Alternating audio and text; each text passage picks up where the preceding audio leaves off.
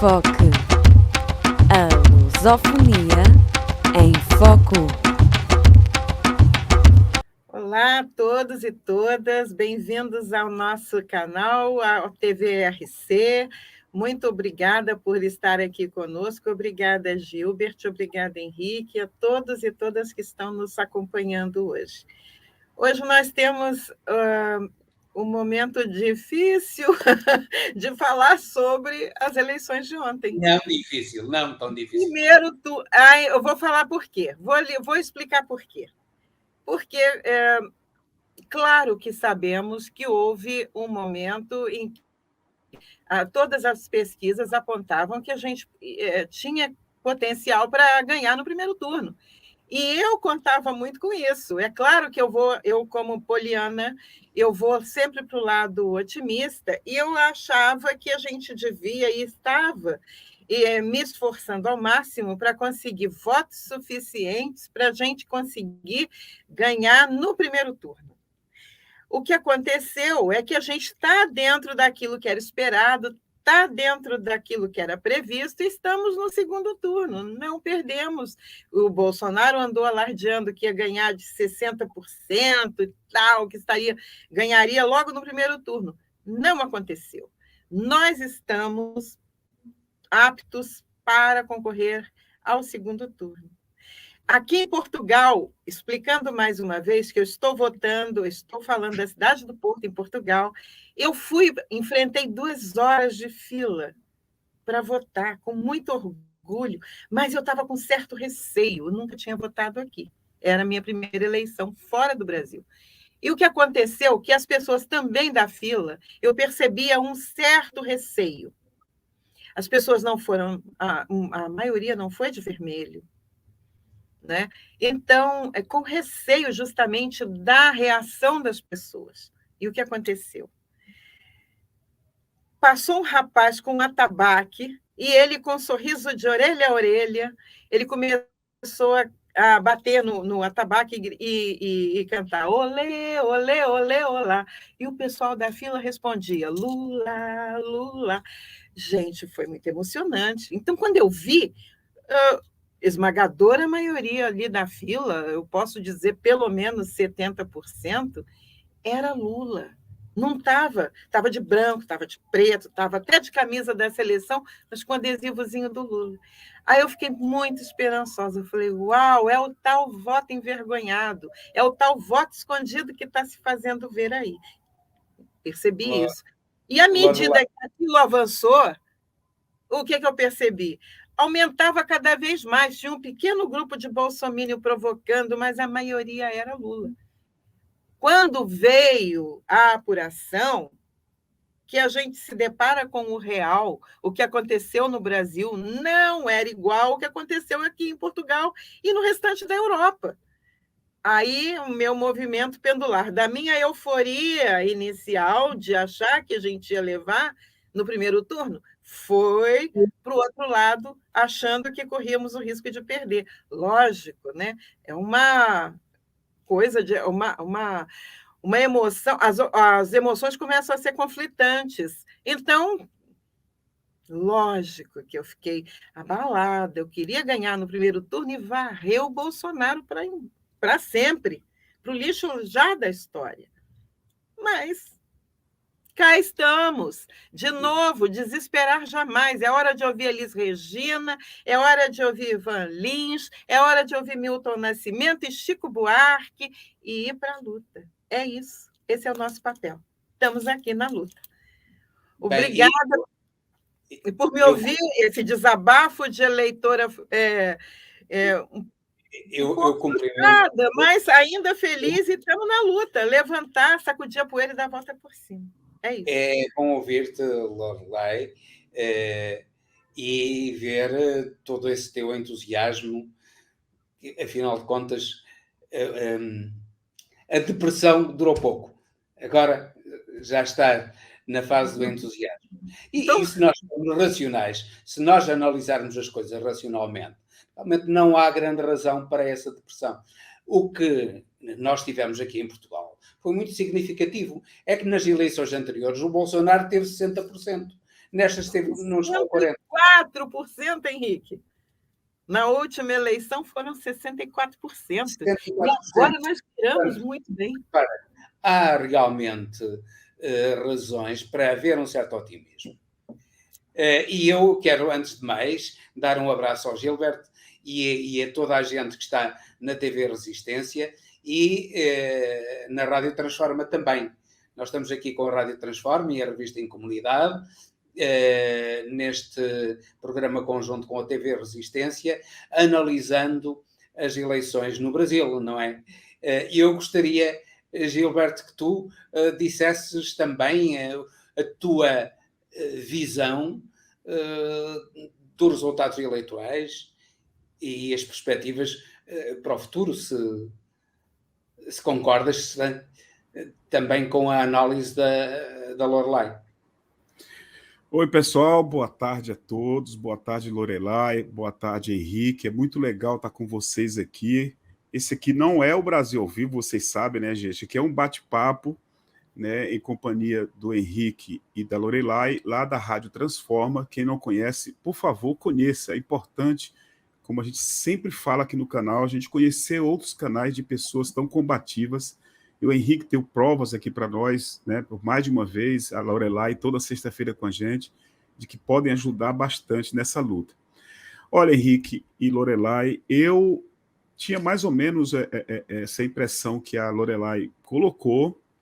A gente, apesar de estar aqui à frente desse trabalho no canal, a gente é um ser humano muito normal, como qualquer outra pessoa, como a Gil Carvalho, o Marx, o Isaac, a Idésia, o Ted Red, pessoas bem normais. E a gente torce, a gente é torcedor também. E a nossa torcida era que realmente a gente tivesse tido o resultado que as pesquisas traziam. Não que elas erraram tanto assim, elas colocaram. Se a gente for ver direitinho, eles do lado de lá estão dizendo que erraram, mas se a gente for ver direitinho, as pesquisas, por exemplo, do sábado, da sexta do sábado, elas estão bem próximas do resultado.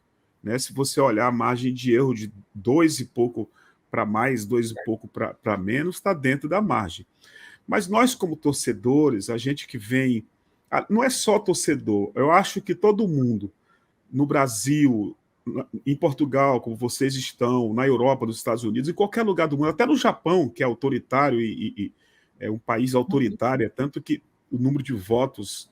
Eu já falo isso desde quando era professor de sala de aula, tá, gente? Não é por causa do resultado do Japão, não. O Japão é uma sociedade autoritária, né? Autoritária. E deixou bem claro, né? Claro, deixou bem... Eu tenho pessoas com quem contacto e que viveram no Japão. Eu sou advogado, tenho um cliente que foi professor numa universidade japonesa e ele dizia que não conhecia sociedade tão arrogante e tão fechada, tão egoísta como a sociedade japonesa. Exatamente. Então, a gente estava nessa expectativa, mas a expectativa também baseada na realidade que o mundo e o Brasil enxergam. O atual presidente, além de ser desumano, fascista, miliciano, criminoso, tudo que todo mundo sabe, principalmente quem segue e vota nele, ele é um incompetente. Né? Ele devastou o país em todas as áreas, todo mundo sabe disso, principalmente quem vota nele. Então, baseado nisso tudo, a gente acreditava, olha, depois da pandemia, com quase 700 mil mortos, a gente acreditava, não, ele vai perder, porque ele é um incompetente, além de tudo, ele é incompetente, ele não... Mas aconteceu o segundo turno.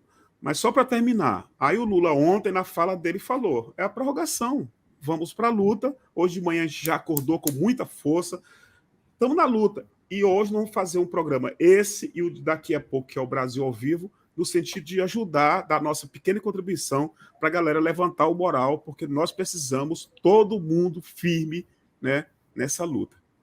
Você tem algum palpite para a nova estratégia do segundo turno? O que você acha que seria necessário para a gente conseguir reverter e aumentar a nossa diferença com ampla vantagem? O que você acha que falta? Olha, desculpa lá interromper-te, mas eu iria um pouco para trás e analisaria de uma maneira, tanto quanto possível, isenta, as partes fortes e fracas da campanha eleitoral feita pelo Lula e no fundo, pela gente, não é só o Lula, é todo o seu staff que está ali para o apoiar. O que é que eu gostaria que o Gilberto e a Lorelai dessem a sua opinião sobre aquilo que poderá ter falhado e essa falhança terá eventualmente contribuído para que houvesse uma segunda volta. É difícil, né, responder essa pergunta que a Lorelai fez, mas eu vejo assim, é isso mesmo, viu, Sueli Santos? É isso que a gente vai discutir aqui e no Brasil ao vivo. Nós vencemos o primeiro turno, tá certo? Mais de 5 pontos à frente, mais de 6 milhões de votos, é muito voto, gente. É muito voto. Agora, tentando responder, Lorelai, eu acredito que o Bolsonaro vai voltar a fazer os ataques muito fortes que ele fez durante toda a campanha, e mesmo antes da campanha, e naquele debate da Rede Globo, que não foi um debate, ali foi um circo de horrores. Ele vai voltar, ele vai bater num ponto que eles espalham e falam muito bem, resta nós encontrarmos um jeito de combater isso, mas de uma forma inovadora, que é o Lula ladrão, a gente não vota em ex-presidiário. Eles espalham isso muito fortemente no meio do povo. Hoje eu estava conversando até com o pessoal lá de São Paulo, nos grupos de WhatsApp, para ver se a gente encontra uma forma de combater essa frase, esse ataque, não voto em ladrão, não voto em ex-presidiário, de forma inteligente, sem fazer a mesma coisa que a gente faz todo dia. Olha, o Lula não roubou nada, onde é que está o dinheiro? Isso aí nós já batemos, todo mundo sabe que Lula não roubou, nós temos que encontrar um jeito de combater essa frase. Então, eu acredito que é muito pesada essa eleição, pesadíssima, dificílima. Não acredito que a gente vai ter muitos votos na frente. Não acredito nisso. Né? Então, ele vai antecipar o pagamento do auxílio emergencial para o dia 25 agora. Olha bem. E ele vai agir com a caneta tudo no que ele puder fazer. Terceiro ponto para finalizar. Ele tem liberado, agora para o segundo turno, um time da direita e da extrema-direita fortíssima. Tem o Zema em Minas Gerais, que ganhou em primeiro turno. Tem o Castro, no Rio de Janeiro, que ganhou em segundo turno. Tem o Tarcísio em São Paulo, que ficou à frente do Haddad, por incrível que possa parecer. Tem o Arthur Lira, que já foi eleito com a carrada de votos em Alagoas, não olhei os números dele ainda. Tem os deputados federais da extrema-direita que o São Paulo elegeu, a Carla Zambelli, o Eduardo Bolsonaro, o Salles, o Pazuello. Gente, é incrível. Incrível. Então, é uma eleição muito difícil. Só que do outro lado, que é o nosso lado, nós temos o Luiz Inácio Lula da Silva, que o Brasil e o mundo conhecem muito bem, que governou durante 8 anos, que fez um trabalho maravilhoso como presidente da República, que conseguiu tirar da miséria quase 40 milhões de pessoas, que conseguiu levar para as universidades públicas uma quantidade enorme de filhos e filhas de trabalhadores, aumentando o número de vagas e aumentando o número de campi do país inteiro. O cara que pagou a dívida externa brasileira, que passou a ser credor do Fundo Monetário Internacional, o cara que deixou 370 bilhões de dólares de reserva, senão o país hoje estaria quebrado completamente. Está quebrado, mas estaria muito mais quebrado. Que controlou a inflação. Então, é um cara que sabe porque governou bem, saiu com mais de 87% de de crédito, de apoio popular. Tenho certeza que a gente vai ganhar a eleição, mas nós precisamos lutar todo segundo até o dia 30, todo segundo até o dia 30, porque do outro lado nós temos um fascista, nós temos um cara violento, um cara mau, um cara vil, um cara desonesto. Ignorante e mau. Exatamente. Mau. Eu não sei se eu te respondi, Lorelai, mas é mais ou menos isso que eu sinto hoje, entendeu? Mas eu apreciando um pouco a campanha, eu não sei se eventualmente houve uma intenção deliberada por parte da campanha do Lula de não gastar todas as munições, digamos assim, na primeira volta e guardar aquilo que é mais importante para a segunda volta. Não sei se foi isso. Penso que se foi, talvez tenha sido errado, e se fosse utilizado tudo, tantos argumentos tão fortes que há contra o Bolsonaro. Por exemplo, ele chamar ex-presidiário ao Lula. Bem, ex-presidiário foi ele. Ele sim foi ex-presidiário. E isso nunca foi dito. É curioso, ninguém disse. Ex-presidiário foi ele. E foi ex-presidiário porque pretendeu dinamitar um quartel e matar muita gente. O Lula foi ex-presidiário, efetivamente, porque houve um golpe levado a cabo por Moro e por Dallagnol, que utilizaram uma estratégia dos serviços secretos americanos, isto é, foram traidores à pátria, para entregar a pátria brasileira ao domínio dos americanos, que no fundo é quem está a aproveitar-se desta situação. Foi através de um golpe, de uma farsa, de uma fraude, que ele foi para a prisão para evitar que ele fosse presidente. E isso não foi dito. E mais, não foi dito que, sim, eu sou ex-presidiário. Você é ex-presidiário também. Mas eu não serei futuro presidiário. Mas você será um futuro presidiário, porque eu acredito que a justiça brasileira vai funcionar e a sua corrupção é tão grande que eu acredito que você vai parar à prisão. Isso não lhe foi dito. Devia-lhe ter sido dito.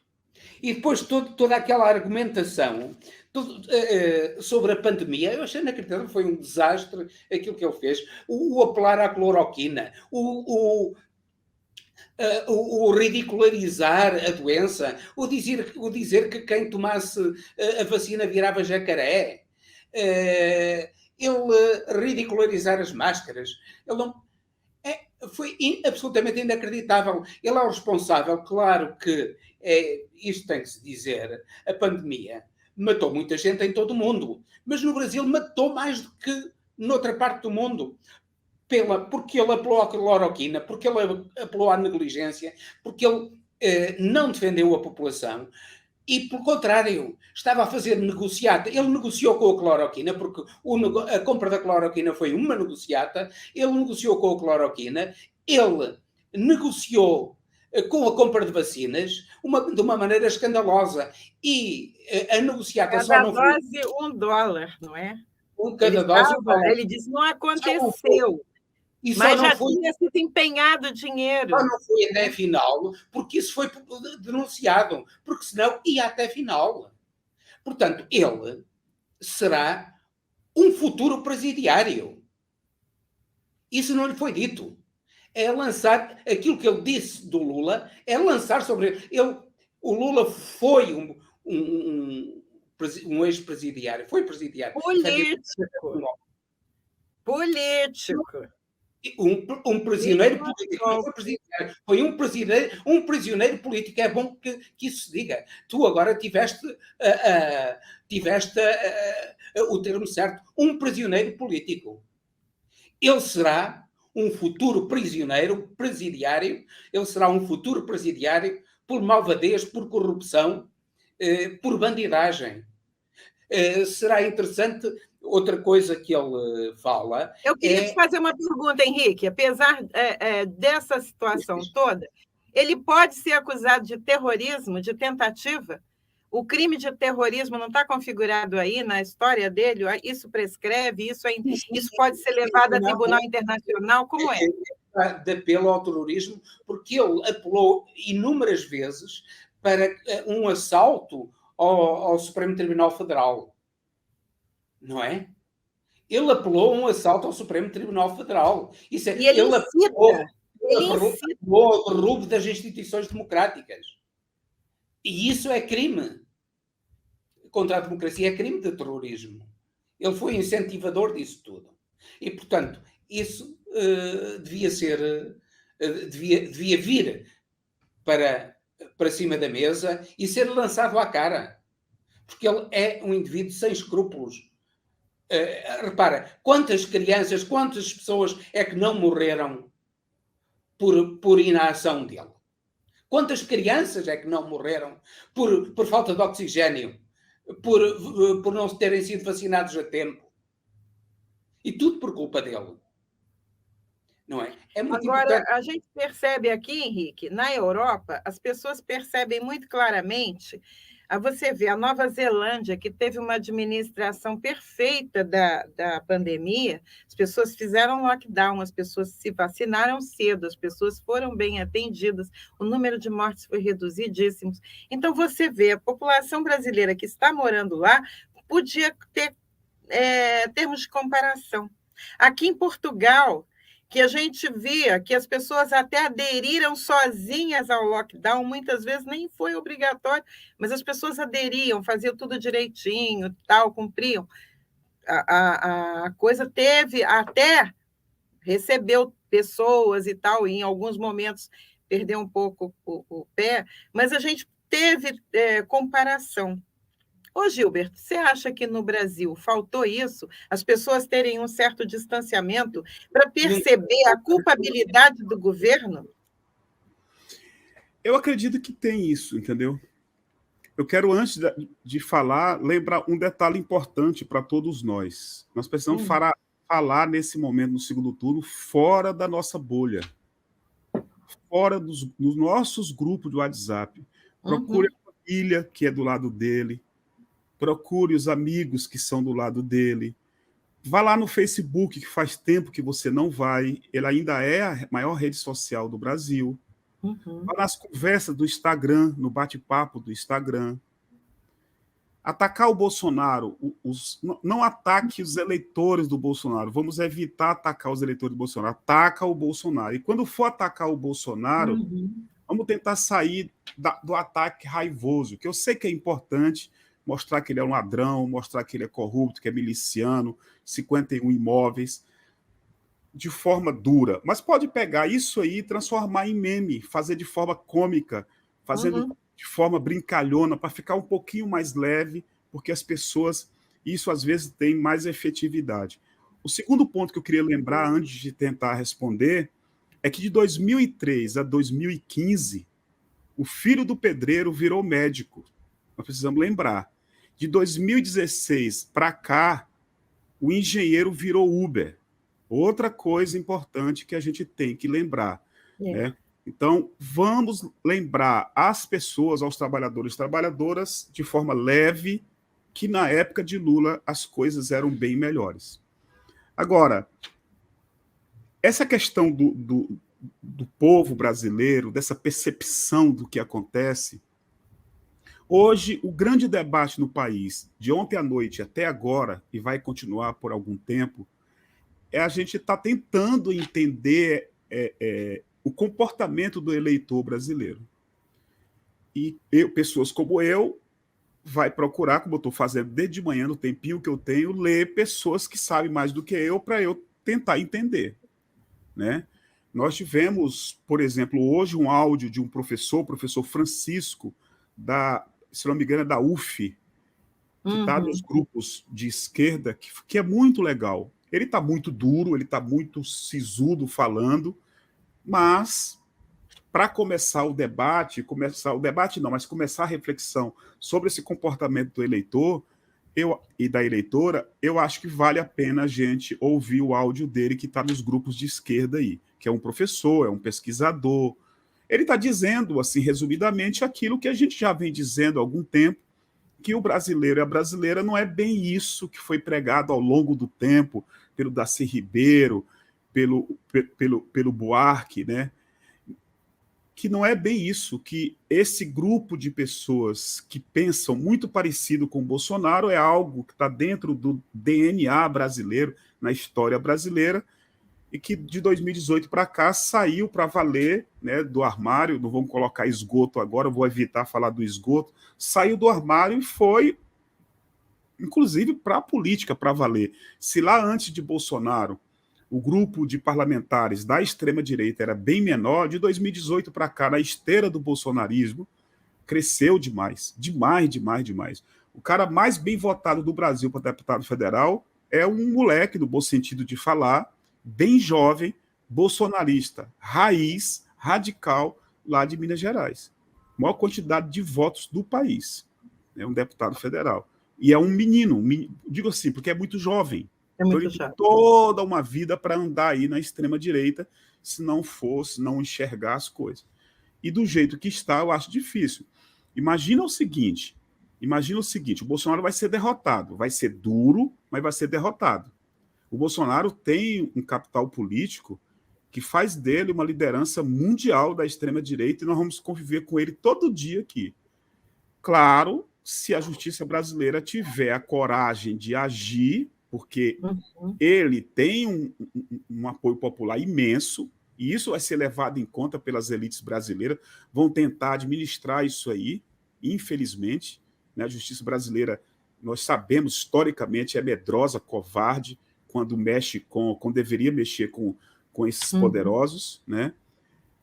Então, ele pode sofrer um processo e parar na cadeia. Eu acho pouco provável na situação que o Bolsonaro está hoje.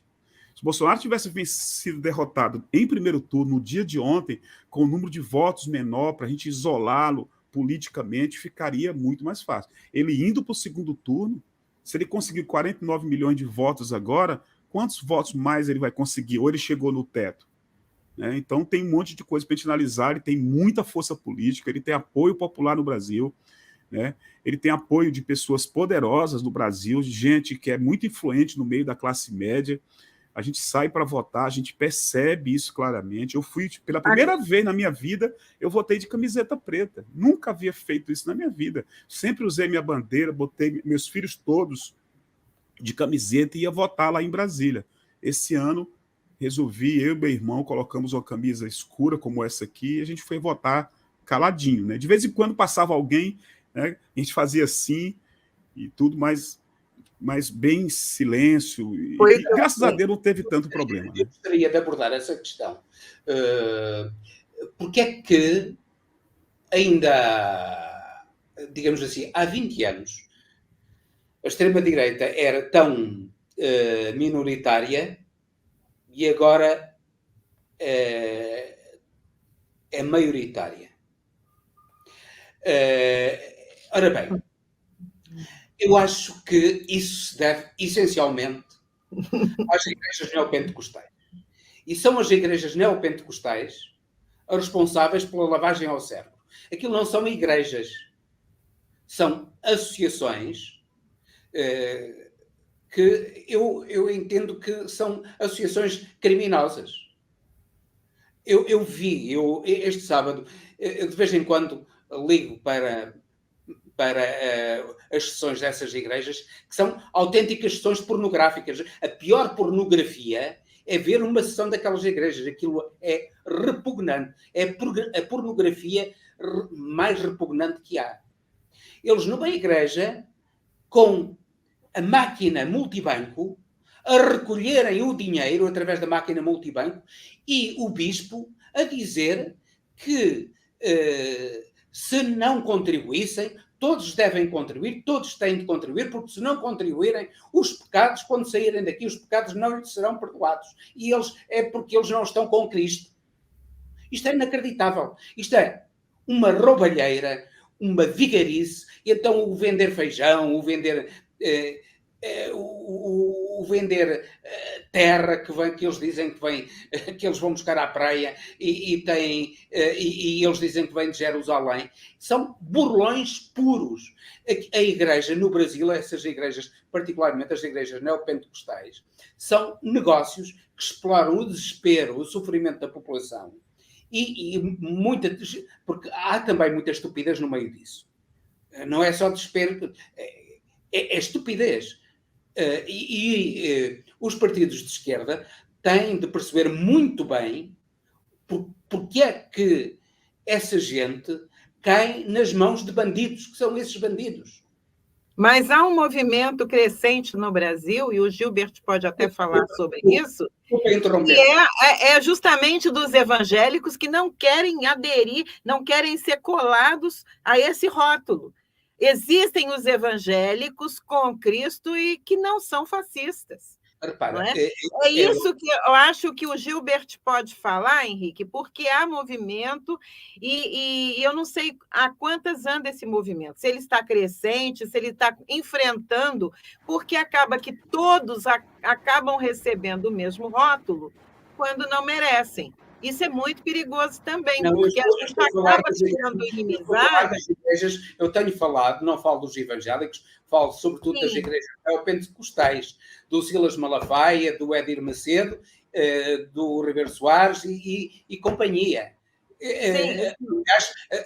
Tanto quanto eu sei, essas igrejas multiplicam-se no Brasil, é uma espécie como cogumelos, porque é um bom negócio fundar uma igreja. Não é? Como é que está o movimento, Gilbert? Tem alguma coisa acontecendo? Conta para nós aqui na Europa o que está acontecendo, porque aqui nós não recebemos esse tipo de retorno, né? Então, eu recebo uma ou outra coisa, mas porque eu vou buscar. Aqui não chega. Olha, primeiro eu queria só que você me permitisse dar um abraço na galera, porque claro, rapidamente, a Nice Sena está aqui, ó. A Nice Sena está aqui, ó. Eu votei de vermelho e fazendo L, né? Carlin Marques está aqui, Elza Franco, a Nice, a Márcia Leona. Aqui na Bahia, não daremos palco para fascistas. A Maria Aparecida, os deputados senadores do Bozo, que estava atrás de todos, se elegeram até o pilantra do Sérgio Moro. Carlin Marques, Anne Henriques também está aqui, ó. Eu votei toda de vermelho. Maria Aparecida, Felipe Francisco, Carlin Marques, Nice Sena, Sueli Santos, né? Tá aqui, ó. Carlin Marques, eu compartilhei com você, mas nem vi que estava esse horário. Que bom que você veio. Lembrando que daqui a pouco a gente começa o Brasil ao vivo. Hoje é um bate-papo aqui, né, organizado pelo Henrique e pela Lorelai, tá? Aqui às pela Rádio Transforma também. E na Rádio Transforma. E a gente quer trabalhar junto, porque a gente também tem brasileiros aqui e que precisam também se conscientizar de que esse é um momento único, não é? Que nós estamos num momento divisor de águas aqui. Nós temos agora alguns poucos dias, porque são poucos, para o tamanho da missão. É pouco tempo, não é, Gilbert? Eu acho que nós estamos aqui numa missão de arrebanhar para o nosso lado pessoas que ainda têm algum tipo de indecisão e tal. Ai, será que vale a pena votar no Lula? Será que é isso tudo que dizem dele? Não é? Nós queremos trazê-los para o lado bom da força. Já agora, também eu não deixava de acrescentar que os portugueses seguem com muita emoção. Em Portugal, eu devo dizer-vos que as televisões portuguesas dedicaram grande parte da programação às eleições brasileiras. Parecia que estávamos numas eleições para a presidência da República Portuguesa. Foi notável e eu gostei muito disso, porque isso significa que Portugal sente no Brasil cada vez mais um país irmão. E nós, os portugueses, sofrem com o sofrimento dos brasileiros. E, afinal de contas, com todas as críticas que nós possamos fazer ao nosso país, a verdade é que Portugal não tem nada a ver com o Brasil em termos de justiça social, em termos de segurança, em termos de tudo. E mais, e quando o Bolsonaro fala de progresso, de crescimento económico, não passa de uma mentira. Ele é um mentiroso e basta espetar-lhe na cara com a comparação dos resultados de Portugal com os resultados do Brasil. Repare-se que Portugal não é um país que produz commodities, não é um país que produz produtos agrícolas nem petróleo, mas, pelo contrário, importa produtos agrícolas e importa petróleo. O Brasil exporta produtos agrícolas e exporta petróleo. Este período foi o período áureo para os exportadores de commodities. No entanto, Portugal cresceu muito mais, mas muito mais, do que o Brasil. Portugal, por exemplo, no ano passado, cresceu cerca de 4,2%. O Brasil cresceu muito menos. Este ano, Portugal vai crescer 6%. Está previsto 6%. O Brasil vai crescer 2,7%. Como é que ele pode dizer que o Brasil está bem, está a crescer muito? Não, é que apesar de vender commodities, apesar do preço das commodities no mercado internacional estar elevadíssimo, ter crescido imenso, veja-se a comparação do preço do petróleo há 2 anos para cá com o preço do petróleo agora. E, no entanto, agora, no ano passado, que já não houve pandemia, e este ano, que também já não houve pandemia, veja-se o crescimento anémico do Brasil. Cresce, mas anemicamente. O Brasil é uma mentira, o Guedes é um mentiroso, aquilo que ele está a fazer é roubar o Brasil, ele está no fundo é uma privataria, é uma pirataria nas privatizações. Aquilo que está a acontecer, a Petrobras, a Eletrobras, tudo isso, vendido a jogos baratos.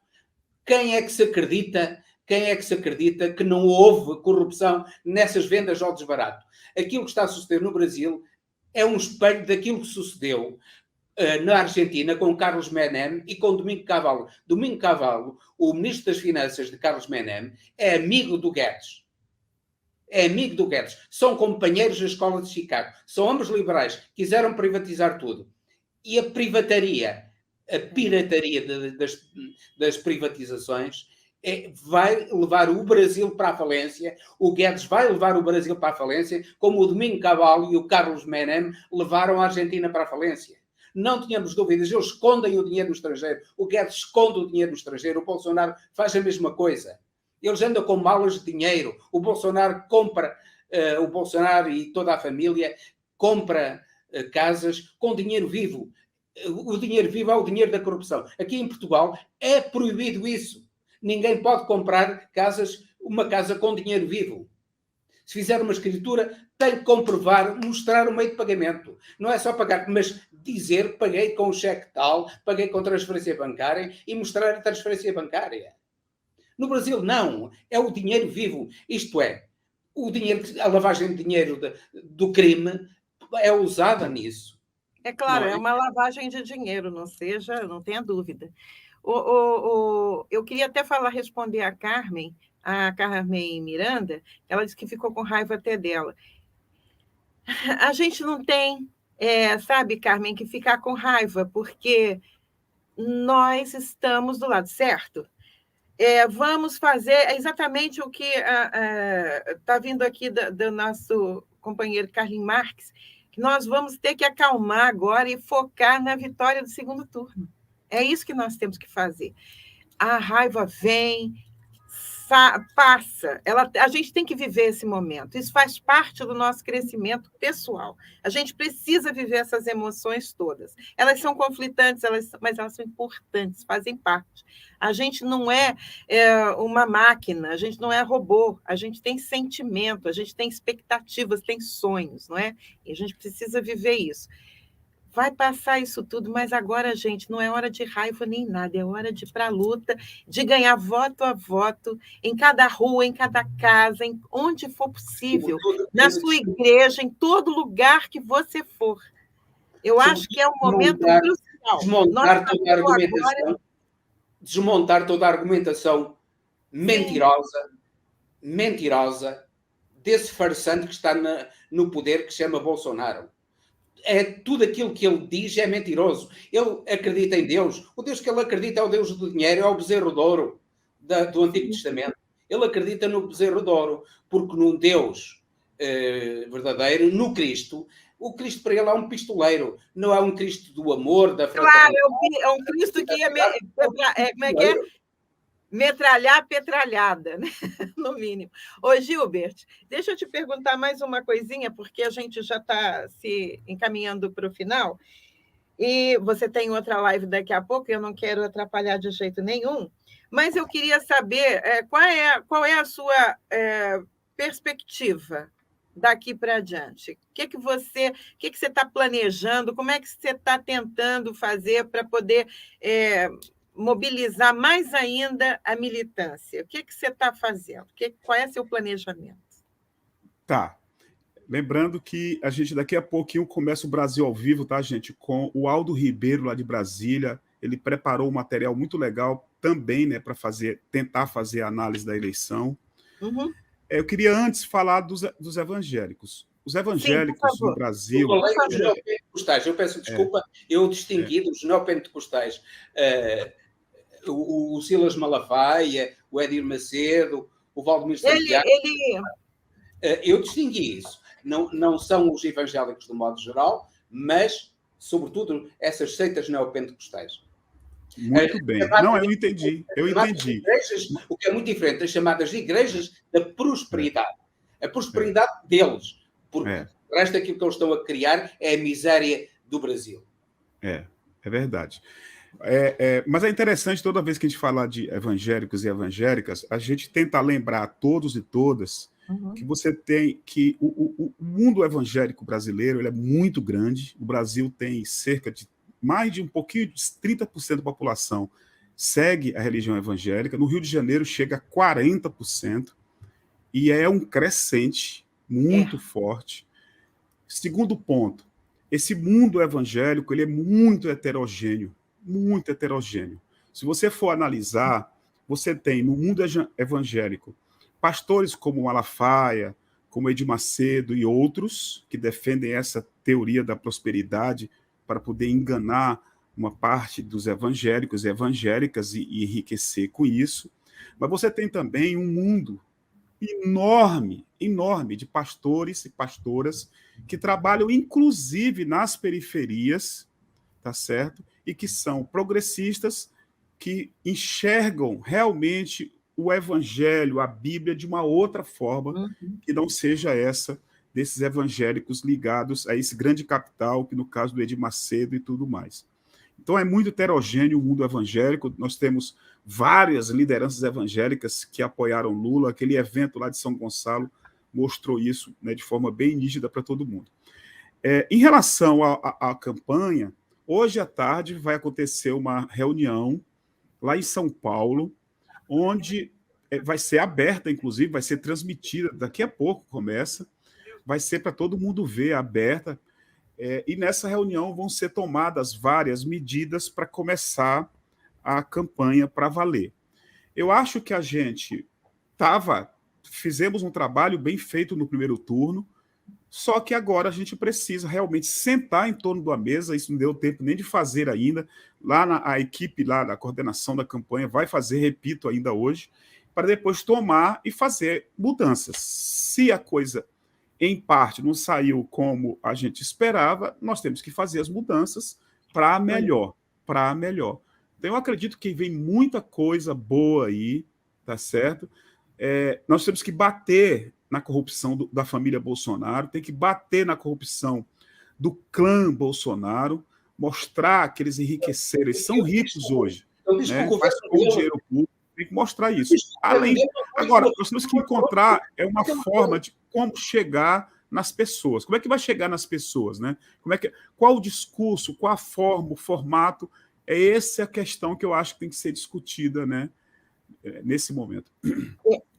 Então, Henrique, encaminha a sua última questão. Eu entendo que houve ali alguns falhanços. O não se demonstrar que Lula foi vítima de um golpe e foi um preso, mas um preso político, e o Bolsonaro foi preso de delito comum. Foi um preso de delito comum. E será um preso de delito comum também no futuro.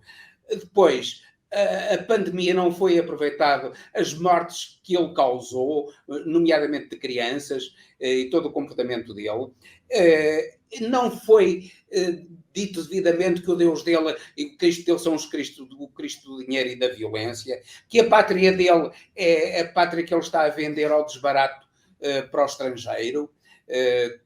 As grandes empresas brasileiras, ele destruiu as grandes empresas da construção civil brasileiras, que a família é a família dele e dos amigos dele que está a ganhar rios de dinheiro no poder através da corrupção, enquanto a generalidade das famílias brasileiras estão a empobrecer, isto é, aquelas que a criminalidade só é menor porque houve a pandemia e, sobretudo, houve o abafar da divulgação de informação sobre a criminalidade. Tudo isso tem de ser posto em cima da mesa e esse indivíduo tem de ser desmascarado, tem de ser dita a verdade, e é isso que eu espero que seja dito agora no segundo turno, com serenidade. O Lula é uma pessoa muito serena, é admirável a forma serena como ele responde. É uma força da natureza.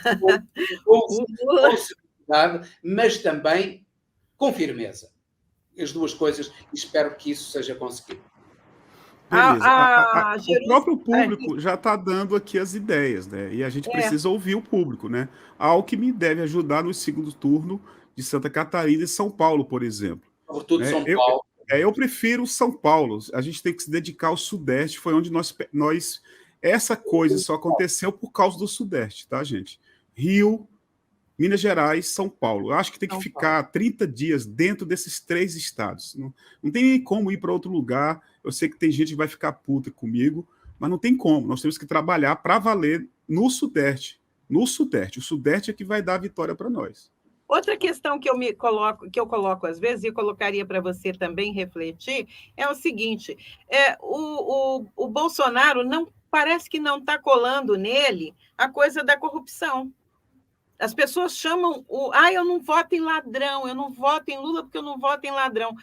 O que está acontecendo no Brasil? Por que as pessoas não enxergam a roubalheira que está com essa família? Por quê? O que está acontecendo? Eu acho, então, que talvez se eu passasse essa sugestão, que a campanha do Lula agora ajudasse a fazer, é mostrar mesmo, fazer uma coisa muito séria, muito bem focada, com notícias, com documentos mesmo, para mostrar para as pessoas que é isso, a lista de corrupção é essa aqui.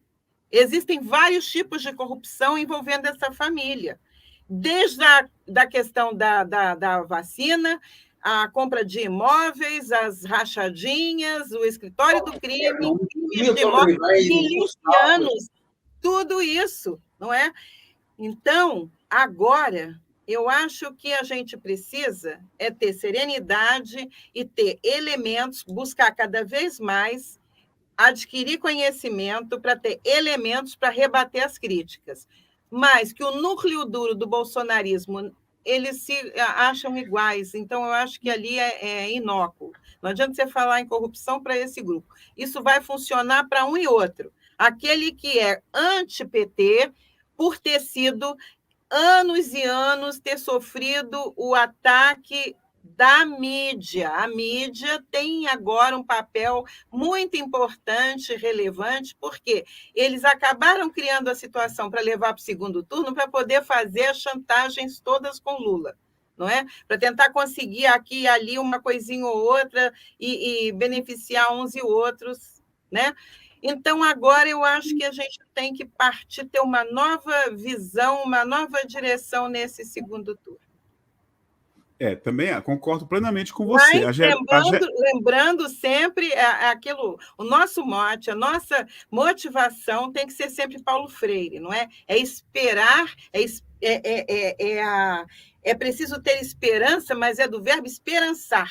É levantar e ir à luta. Não é o esperar sentado e esperar passivamente. Nós temos que ir à luta e fazer acontecer. Esse é o nosso papel de militantes.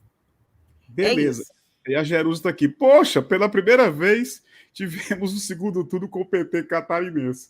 Eu acredito que o Lula vá lá, eu acredito, tá? Nem tudo foi mal, né? Tivemos uma bancada progressiva. Olha, Henrique, nós ganhamos. Se o Bolsonaro fez muita gente, nós também. Nós temos um número enorme. Nós temos 80 no consórcio PT, PV e PCdoB, não é? Então, nós também ganhamos. Agora vamos ganhar mais. É o Lula. É o Lula lá. Só para terminar, é que basta um aumento de 1,6%. 1,6%. 1,6%.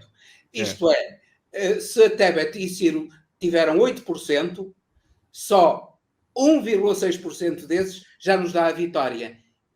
Pois a liberdade, a dignidade do Brasil, porque no fundo temos um farsante, um palhaço autêntico, com todo o respeito pelos palhaços. Há um palhaço que está à frente do Brasil e só Lula terá a capacidade de dignificar e de fazer o Brasil novamente um país respeitado e admirado no contexto mundial. Ele passou, este palhaço que está lá e que diz que houve crescimento económico, passou o Brasil de 6ª economia mundial para 13ª. Nós, exatamente. A gente precisa terminar para a gente começar outra, pode ser? Claro. Então, vocês se despeçam do público aí. Claro, Henrique. Eu peço-lhes que visitem a Rádio Transforma. Temos imensos programas de grande qualidade. Visitem radiotransformatudojunto.pt. Vejam imensos programas de todo o género, desde a poesia, à política, à ciência, a tudo. Temos tudo, história, temos programas de grande qualidade e diversidade e estamos aqui empenhados na defesa da liberdade, da igualdade e da fraternidade. E, sobretudo, na democracia. Lorelai. Olha, é sempre um grande prazer estar com vocês da TVRC, de estar com o Gilbert, nosso companheiro de luta, e queria pedir a vocês também que visitassem a página da Revista em Comunidade. Olha, gente, um grande abraço, muito obrigada por estar conosco nesse momento e vamos à luta. Não vamos deixar a tristeza tomar conta da gente. Já passou. Vai-te embora a tristeza e vamos à luta. Muito bom. Muito obrigada, Gilbert. Gostei demais dessa fala.